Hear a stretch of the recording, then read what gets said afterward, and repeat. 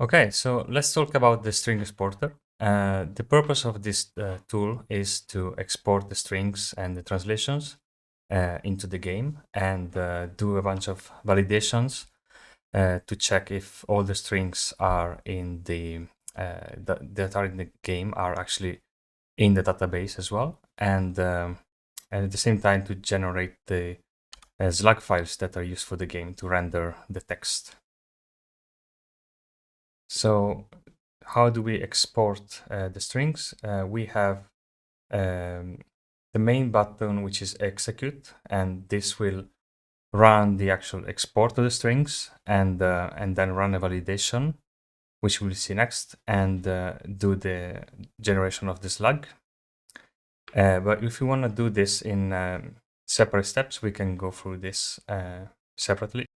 So the first step is the export, which will take the strings from Gridley and export them to disk into different files depending on the language and the platform, and also where they come from, the database. And when we do this step, we also add some prefix to the strings, and depending on which state the strings are, and this is how it's going to look in the game.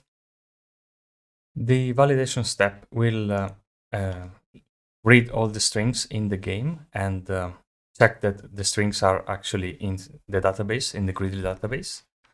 In this case, you can see that all of the strings were not, because we exported just a small part of the database, but this is what is going to happen if some strings are not found in the database, which will need to be added. And the second step of the validation is to check that the string ID is in the right format, and also the text inside this translation is in the right format. And the last step of this process is the slug generation, which will run a validation to check if the fonts file contains all the glyphs that are needed for the game.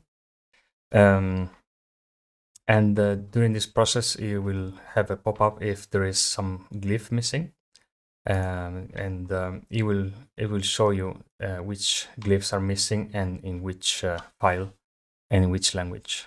So you basically need to find this glyph and replace it and change it in the database. Once this is done, you need to redo the entire process to export the strings again and rerun the slug generation. And yeah, that was it. Thank you for listening.